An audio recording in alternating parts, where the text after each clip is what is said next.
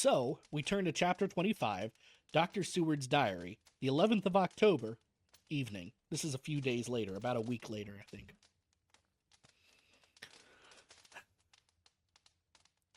Jonathan Harker has asked me to note this, as he says that he is hardly equal to the task, and he wants an exact record kept. I think that none of us were surprised when we were asked to see Mrs. Harker a little before the time of sunset. We have of late come to understand that sunset and sunrise are to her times of peculiar freedom, when her old self can be manifest without any controlling force subduing or restraining her, or inciting her to action. This mood or condition begins some half hour or more before actual sunrise or sunset, and lasts till either the sun is high, or whilst the clouds are still aglow with the rays streaming above the horizon. At first, there is a sort of negative condition, as if some tie were loosened, and then the absolute freedom quickly follows. When, however, the freedom ceases, the change back or relapse comes quickly, preceded only by a spell of warning silence. Tonight, when we met, she was somewhat constrained, and bore all the signs of an internal struggle. I put it down myself to her making a violent effort at the earliest instant she could do so. A very few minutes, however, gave her complete control of herself. Then, motioning to her husband to sit beside her on her sofa, where she was half reclining, she made the rest of us bring chairs up close. Taking her husband's hand in hers, she began. We are all here together in freedom, for perhaps the last time. I know, dear, I know that you will always be with me to the end. This was to her husband, whose hand had, as we could see, tightened upon hers.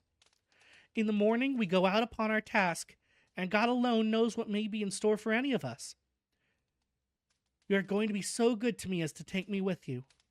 I know that all that brave, earnest men can do for a poor, weak woman, whose soul is perhaps lost, no, not yet, but is at any rate at stake, you will do so.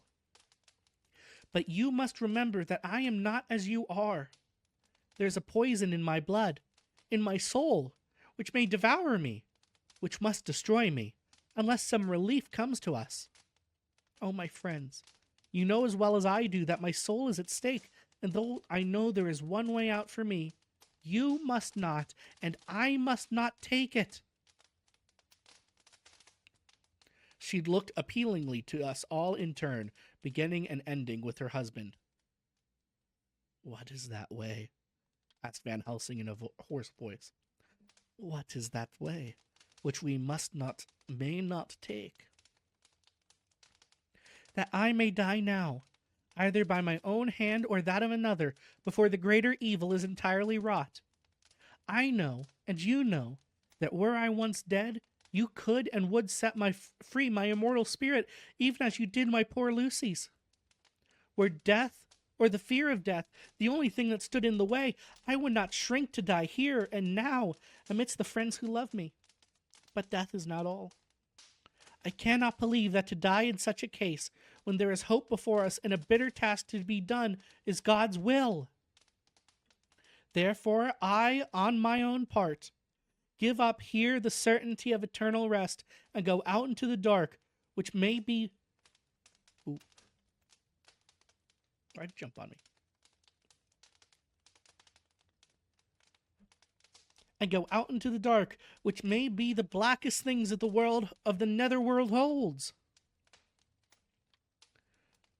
We were all silent, for we knew instinctively that this was only a prelude. The faces of the others were set, and Harker's grew ashen gray. Perhaps he guessed, better than any of us, what was coming. She continued, This is what I can give into the hotch-pot. I could not help but note the quaint legal phrase which she used in such a place, and with all seriousness. What will each of you give? Your lives, I know, she went on quickly. That is easy for brave men. Your lives are God's, and ye can give them back to him. But what will you give to me? She looked again questioningly, but this time avoided her husband's face. Quincy seemed to understand. He nodded, and her face lit up. Then I shall tell you plainly what I want, for there must be no doubtful matter in this connection between us now. You must promise me, one and all, even you, my beloved husband, that should the time come, you will kill me. What time is that? The voice was Quincy's, but it was low and strained. When you shall be convinced that I am so changed that it is better that I die than I may live, when I am thus dead in the flesh, that you will, without a moment's delay, drive a stake through me and cut off my head, or do whatever else may be wanting to give me rest. Quincy was the first to rise after the pause. He knelt down before her, and taking her hand in his, said solemnly, I'm only a rough fellow, who hasn't perhaps lived as a man should to win such a distinction.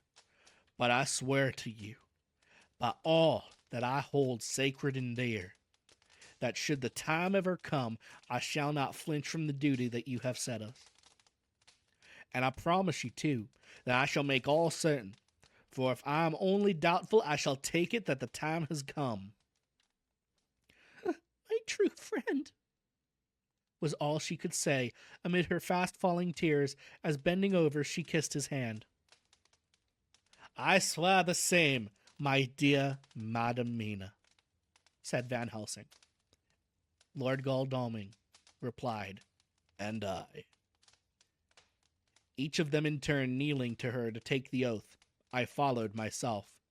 Then her husband turned to her wan-eyed and with a greenish pallor which subdued the snowy whiteness of his hair, and asked, And must I, too, make such a promise, O my wife? You too, my dearest, she said, with infinite yearning of pity in her voice and eyes. You must not shrink. You are nearest and dearest in all the world to me. Our souls are knit into one, for all life and all time.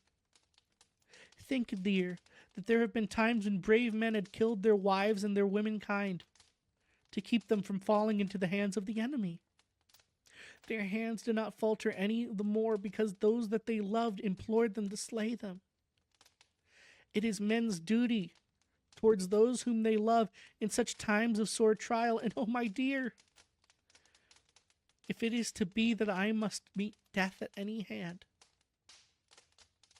let it be at the hand of him that loves me best. Dr. Van Helsing, I have not forgotten your mercy in poor Lucy's case to him who loved. She stopped with a flying blush and changed her phrase. To him who had best right to give her peace. If that time shall come again, I look to you to make it a happy memory of my husband's life, that it was his loving hand which set me free from the awful thrall upon me.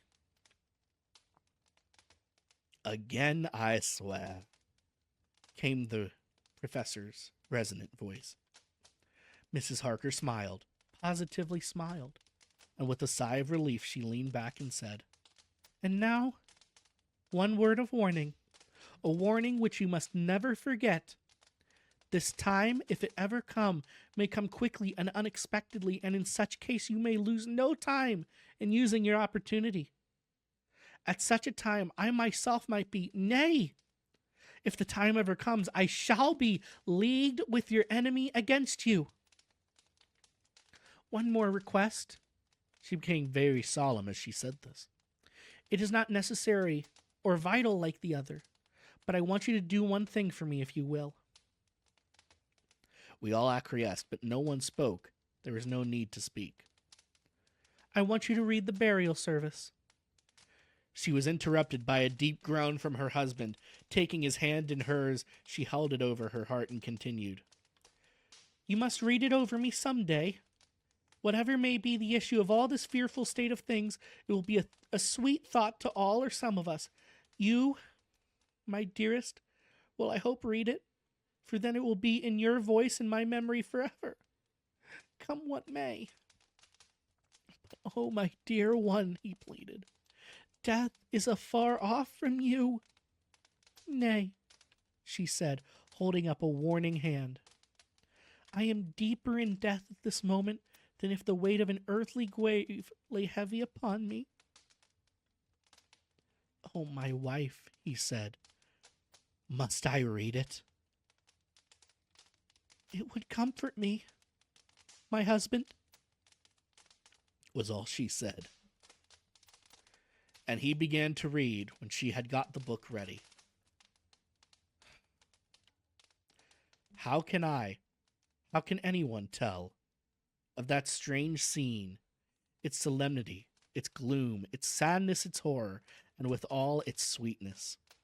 Even a skeptic who can see nothing but a travesty of bitter truth in anything holy or emotional would have been melted to the heart had he seen that little group of loving and devoted friends kneeling round that stricken and sorrowing lady, or heard the tender passion of her husband's voice, as in tones so broken with emotion that often he had to pause, he read the simple and beautiful service from the burial of the dead.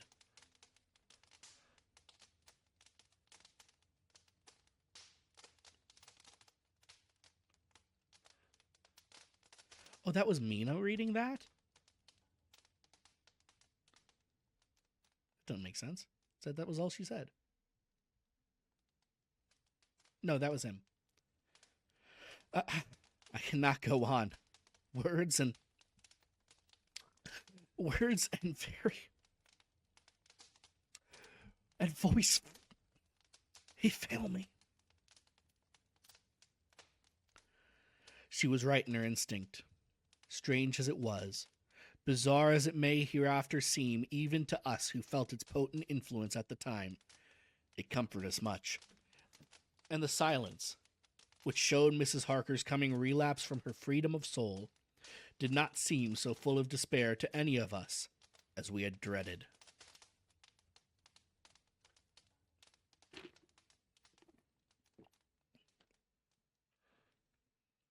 Jonathan Harker's journal, the 15th of October, some days later, in Varna. We left Charing Cross on the morning of the 12th, got to Paris the same night, and took the places secured for us in the Orient Express. We traveled night and day, arriving here at about 5 o'clock. Lord Godalming went to the consulate to see if any telegram had arrived for him, while the rest of us came on to this hotel called the Odysseus. The journey may have had incidents. I was, however, too eager to get on to care for them.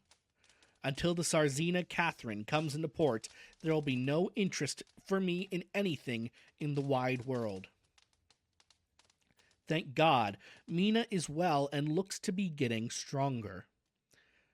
Her color is coming back. She sleeps a great deal. Throughout the journey, she slept nearly all the time. Before sunrise and sunset, however, she is very wakeful and alert, and it has become a habit for Van Helsing to hypnotize her at such times.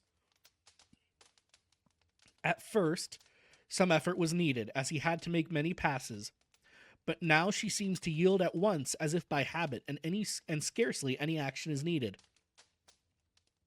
He seems to have power at these particular moments to simply will, and her thoughts obey him. He always asks her what she can see and hear. She answers to the first, "Nothing. All is dark." And to the second, "I can hear the waves lapping against the ship, and the water rushing by. Canvas and cordage strain, and masts and yards creak. The wind is high. I can hear it in the shrouds, and the boat throws back the foam." It is evident that the Czarina Catherine is still at sea, hastening on her way to Varna. Lord Godalming has just returned. He had 4 telegrams, one each day since we started, and all to the same effect, that the Czarina Catherine had not been reported to Lloyd's from anywhere. He had arranged before leaving London that his agent should send him every day a telegram saying if the ship had been reported. He was to have a message even if she were not reported, so that he might be sure that there was a watch being kept at the other end of the wire. We had dinner and went to bed early. Tomorrow we are to see the Vice-Consul and to arrange, if we can, about getting on board the ship as soon as she arrives. Van Helsing says that our chance will be to get on the boat between sunrise and sunset. The Count, even if he takes the form of a bat, cannot cross the running water of his own volition, and so cannot leave the ship. As he dare not change to man's form without suspicion, which he evidently wishes to avoid, he must remain in the box. If, then, we can come on board after sunrise, he is at our mercy. for we can open the box and make sure of him, as we did of poor Lucy, before he wakes. What mercy he shall get from us will not count for much. We think that we shall not have much trouble with officials or the seamen. Thank God. This is the country where bribery can do anything, and we are well supplied with money. We have only to make sure that the ship cannot come into port between sunrise and sunset without our being warned, and we shall be safe. Judge Moneybag will settle this case, I think. The 16th of October. Mina's report still the same. Lapping waves and rushing water, darkness and favoring winds. We are evidently in good time, and when we hear of the Czarina Catherine, we shall be ready. As she must pass the Dardanelles, we are sure to have some report. The 17th of October.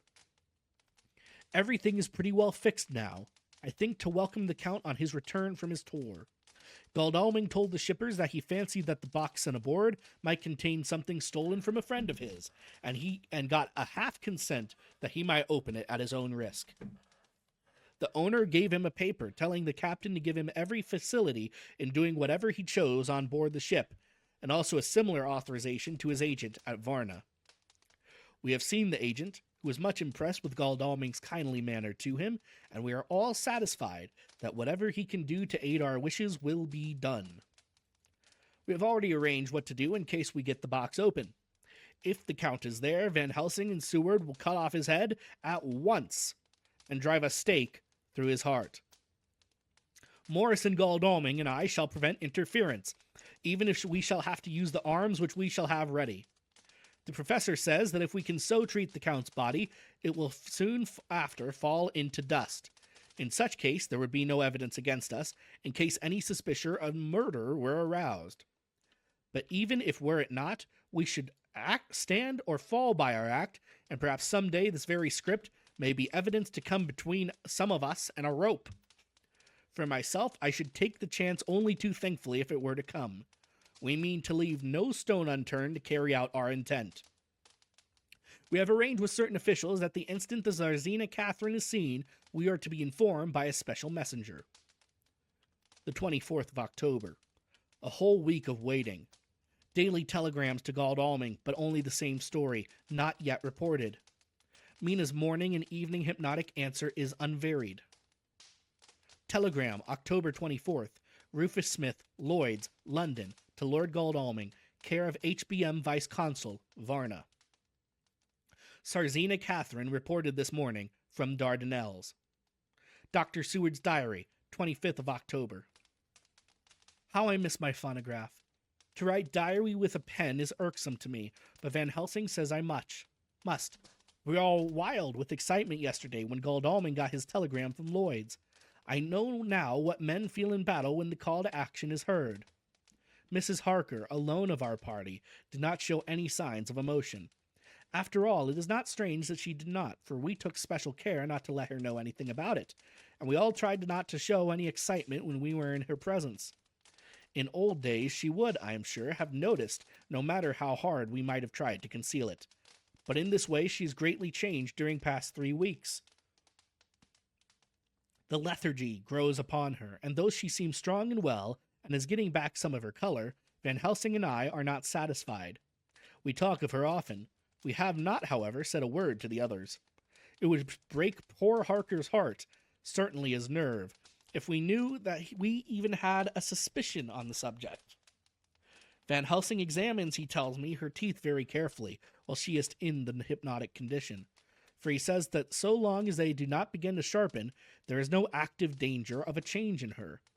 If this change should come, it would be necessary to take steps. We both know what those steps would have to be, though we do not mention our thoughts to each other. We should neither of us shrink from the task, awful though it be to contemplate. Euthanasia is an excellent and a comforting word. I am grateful to whoever invented it. It is only about 24 hours' sail from the Dardanelles to here, at the rate the Czarina Catherine has come from London. She should therefore arrive some time in the morning, but as she cannot possibly get in before then, we are all about to retire early. We shall get up at 1 o'clock, so as to be ready.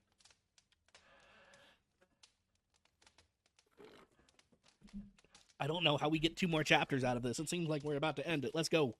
Kill the beast. Kill the beast.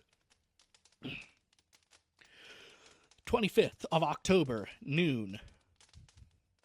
No news yet of the ship's arrival. Mrs. Harker's hypnotic report this morning was the same as usual, so it is possible that we may get news at any moment. We men are all in a fever of excitement, except Harker, who is calm, his hands as cold as ice, and an hour ago I found him whetting the edge of a great Gorka knife, which now he always carries with him. It will be a bad lookout for the Count if the edge of that kukri ever touches his throat, driven by that stern, ice-cold hand. I need a drink.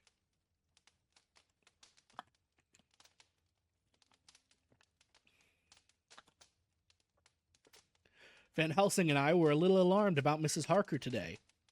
About noon, she got into a sort of lethargy which we did not like. Although we kept silence to the others, we were neither of us happy about it. She had been restless all the morning, so that we were at first glad to know she was sleeping. When, however, her husband mentioned casually that she was sleeping so soundly that he could not wake her, we went to her room to see for ourselves. She was breathing naturally, and looked so well and peaceful that we agreed that the sleep was better for her than anything else. Poor girl, she has so much to forget that it is no wonder that sleep, if it brings oblivion to her, does her good. Later. Our opinion was justified, for when, after a refreshing sleep of some hours, she woke up, she seemed brighter and better than she had been for days. At sunset, she made the usual hypnotic report. Wherever he may be in the Black Sea, the Count is hurrying to his destination, and to his doom, I trust. 26th of October. Another day, and no tidings of the Czarina Catherine. She ought to be here by now. That she is still journeying somewhere is apparent, for Mrs. Harker's hypnotic report at sunrise was still the same. It is possible that the vessel may be lying by at times for fog. Some of the steamers which came in last evening reported patches of fog both north and south of the port. We must continue our watching, as the ship may now be signaled any moment. 27th of October, noon. Most strange. No news yet of the ship we wait for. Mrs. Harker reported last night and this morning as usual. Lapping waves and rushing water, though she added the waves were very faint. The telegrams from London have been the same. No further report. Van Helsing is terribly anxious, and told me just now that he fears the Count is escaping us. He added significantly, I did not like that lethargy of Madam Mina's. Souls and memories can do strange things during trance. I was about to ask him more, but Harker just then came in, and he held up a warning hand. We must try tonight at sunset to make her speak more fully in her hypnotic state. 28th October, telegram, Rufus Smith. London to Lord Godalming, care HBM, Vice Consul, Varna. Czarina Catherine, entering Galatz at 1 o'clock today. Dr. Seward's diary, 28th of October. When the telegram came in announcing the arrival in Galatz, I do not think it was such a shock to any of us as might have been expected. True, we did not know whence or how or when the bolt would come, but I think we all expected that something strange would happen. The delay of arrival at Varna made us individually satisfied that things would not be just as we had expected. We only waited to learn where the change would occur. Nonetheless, however, was it a surprise. I suppose that nature works on such a hopeful basis that we believe against ourselves that things will be as they ought to be, not as we should know that they will be. Transcendentalism is a beacon to the angels, even if it be a will-o'-the-wisp to man.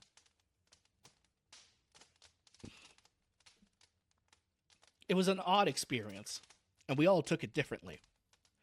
Dr. Van Helsing raised his hand over his head for a moment, as though in remonstrance with the Almighty, but he said not a word, and in a few seconds stood up with his face sternly set.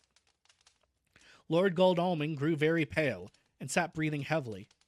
I was myself half stunned, and looked in wonder at one after another. Quincy Morris tightened his belt with that quick movement which I knew so well. In our old wandering days, it meant action. Mrs. Harker grew ghastly white, so that the scar on her forehead seemed to burn. but she folded her hands meekly and looked up in prayer. Harker smiled, actually smiled, the dark, bitter smile of one who is without hope. But at the same time his actions belied his words, for his hands instinctively sought the hilt of the great kukri knife and rested there. "When does the next train start for Galance?" said Van Helsing to us generally. "At 6:30 tomorrow morning." We all started, for the answer came from Mrs. Harker.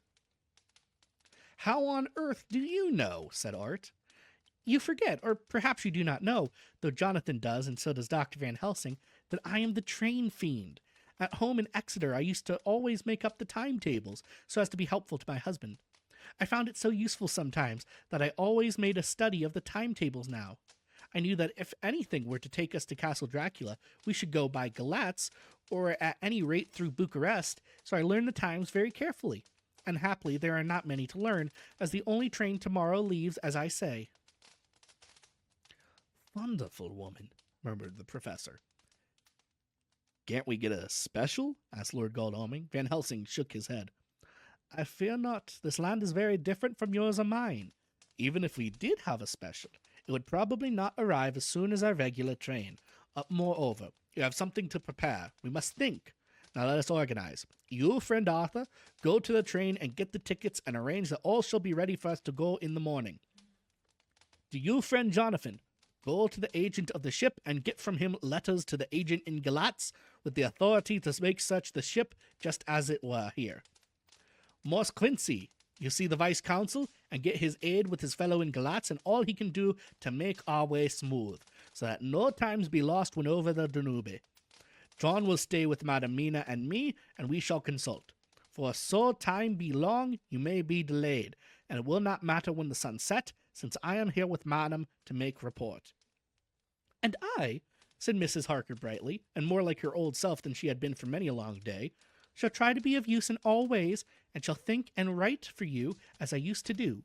Something is shifting in me in some strange way, and I feel freer than I have been of late."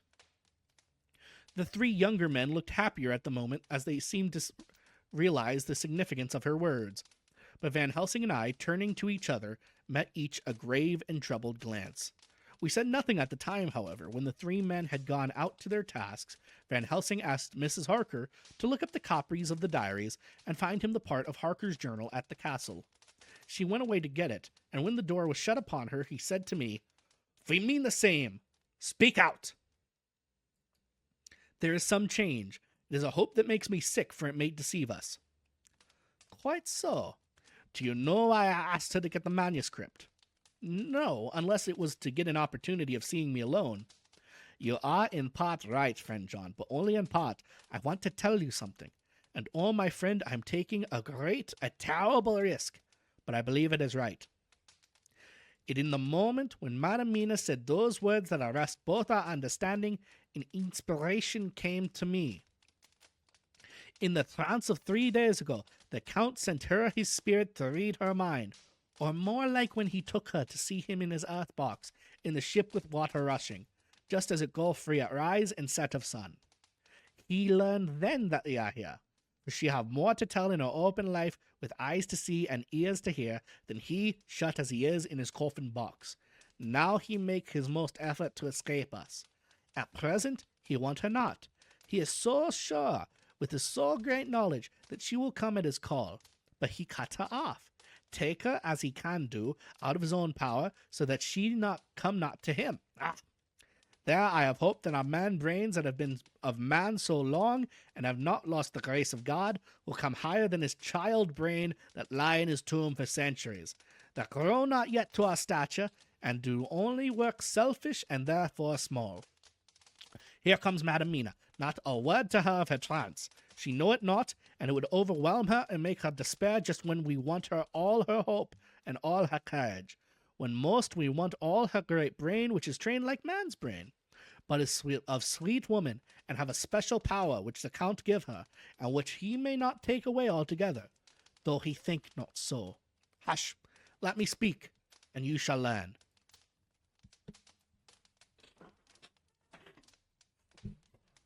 So he thinks Dracula's cut off the psychic connection?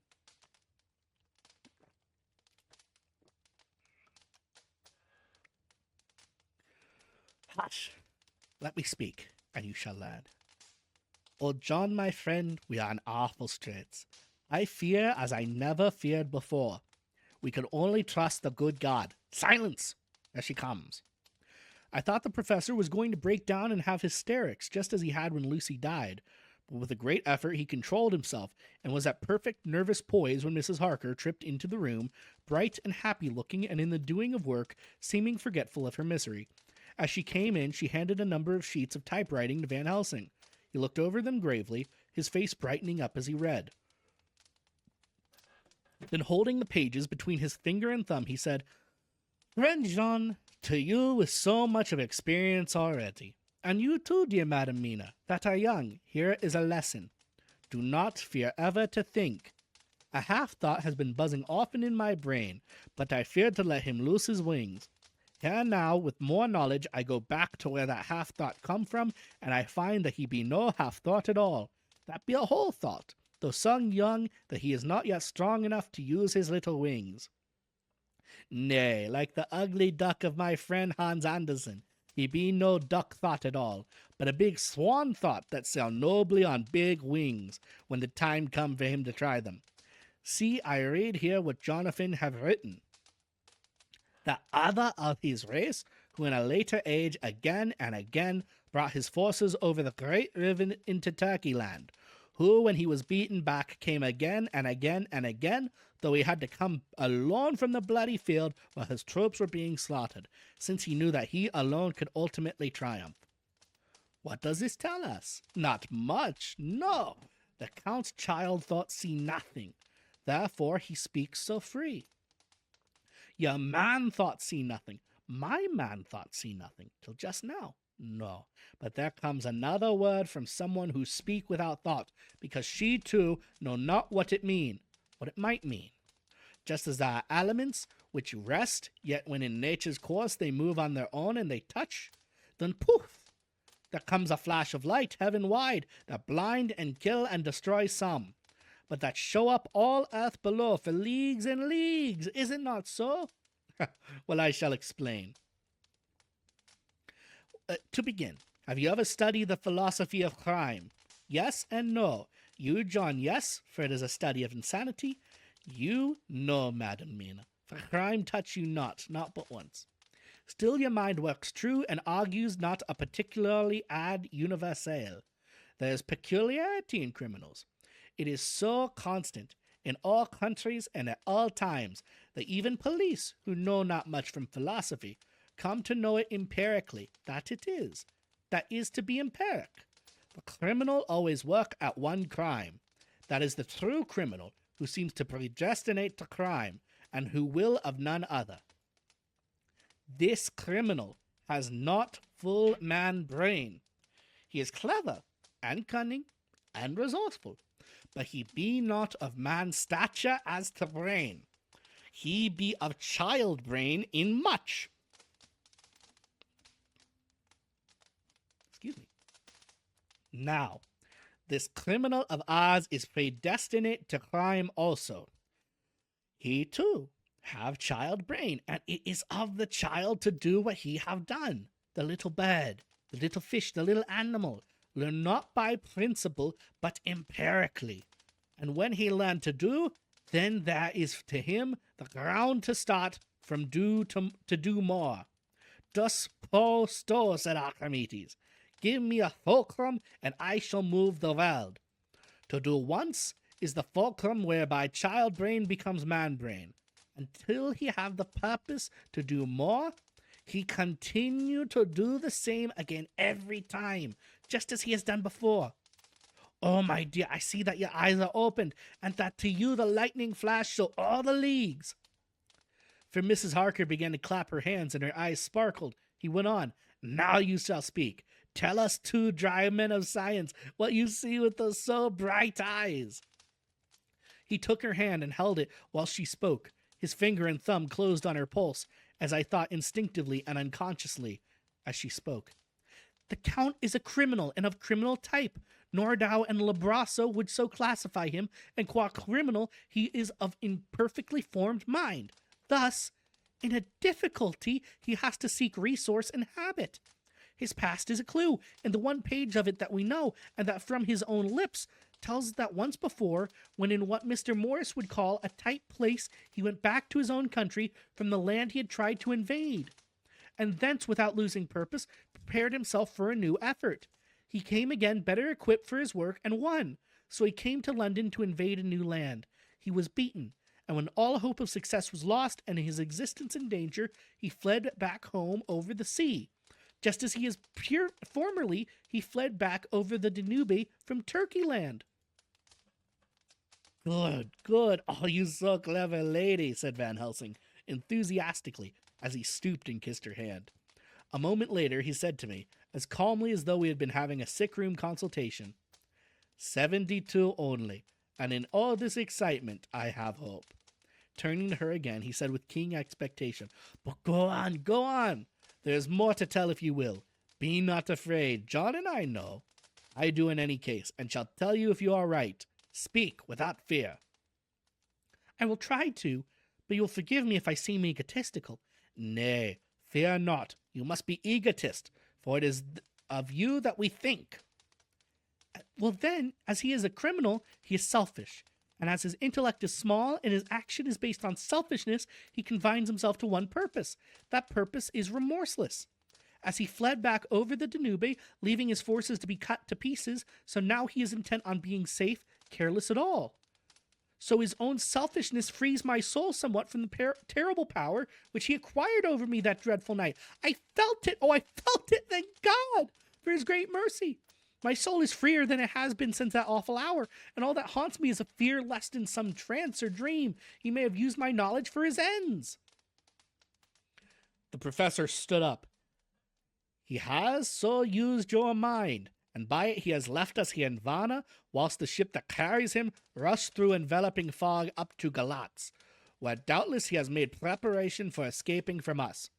But his child mind only saw so far, and it may be that, as ever in God's providence, the very thing that the evildoer most reckoned on for his selfish good turns out to be his chiefest harm. The hunter is taken in his own snare, as the great psalmist says. For now that he think he is free from every trace of us all, and that he has escaped us with so many hours to him, then his selfish child brain will whisper him to sleep. He think, too, that as he cut himself off from knowing your mind, there can be no knowledge of him to you. That is where he fail. That terrible baptism of blood which he give you makes you free to go to him in spirit, as you have yet done in your times of freedom, where the sun rise and set. At such time, you go by my volition, and not by his. And this power to good of you and others, as you have won from your suffering at his hands. This is now all the more precious that he know it not, and to God himself even have cut himself off from his knowledge of our where. We, however, are not selfish, and we believe that God is with us through all this blackness and these many dark hours. We shall follow him, and we shall not flinch, even if we peril ourselves that we become like him. Friend Jean, this has been a great hour, and it has done much to advance us on our way.